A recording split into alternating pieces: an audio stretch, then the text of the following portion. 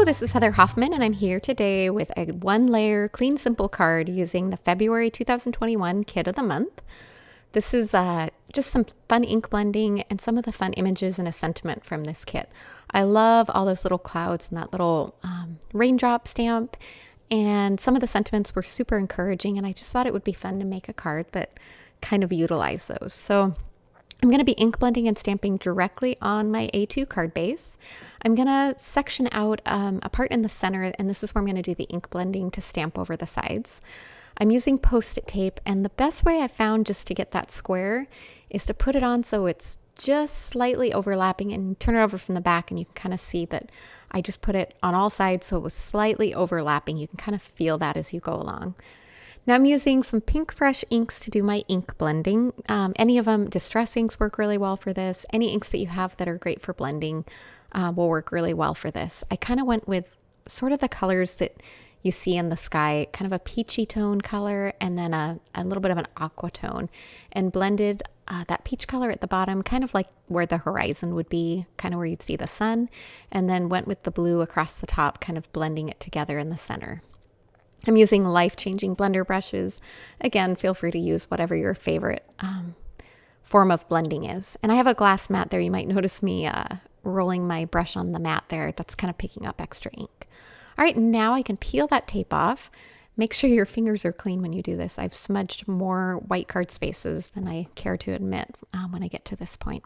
All right, now I'm going to use my MISTI to line up and stamp these, and I'm just kind of playing with where I want to line up. I love that there's 3 clouds and they're all slightly different sizes. It kind of just gives you some fun possibilities with this. I forgot to take out my foam pad in my MISTI, so I'm going to remove that and then reapply it down with a magnet. And now I'm using a couple different grays to do the clouds in the sky. I'm starting with a darker gray to do those clouds. Look at that fun texture on those. Isn't that fun? I love just the designs on those as well. All right, and you might have noticed I overlapped that stenciled area. I did that on purpose because this kind of adds some movement to the card, but that little sectioned off blended area kind of added kind of an anchor to the front of this card as well. All right, now I'm stamping with a lighter colored gray ink, those little raindrops. I started to put them there and realized, oh, I've got raindrops going sideways. It's a windy day. So I readjusted there and fixed it and kind of fiddled around till I was happy with my placement. I didn't want them coming directly out of the center of the clouds. I almost didn't put it on that bottom cloud. I kind of started to, and then I wasn't gonna. Then I decided to add it and kind of overlap it, so I didn't mask it off, but I tried to only ink the bottom. I didn't worry about a little bit showing. As it the ink dries, it kind of blends in and you can't really tell, but it added a little bit of a different look to that. All right, now we're going to add the sentiment right over the top of all of that. I did the clouds with gray ink so I could stamp it in black over the top, and that's going to still show up nice on that background, but I love doing it. You've kind of created your own background and you can put that sentiment right over the top. All right, now just to make that center portion pop a little bit more, you just need a black marker for this. I like using a fine line Sharpie.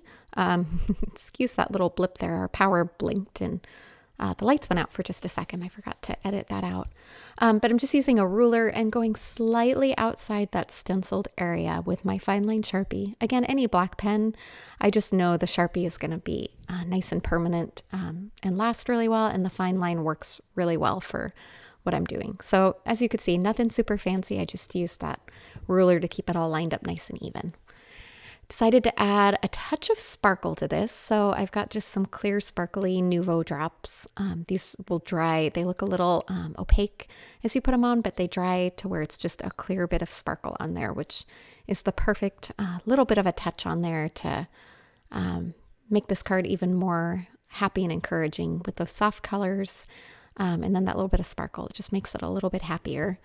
I'm going to set that aside to dry, and then I decided to add one more little touch, that little tiny heart from this month's kit, and I lined it up there on the bottom. It just looked like there was a hole and it needed something more. So I'm using the exact same ink I had blended across the bottom, stamping it. I ended up doing it 3 times just to make sure it was on there nice and well so that you could see it, and I felt like that was the perfect little happy touch that card needed.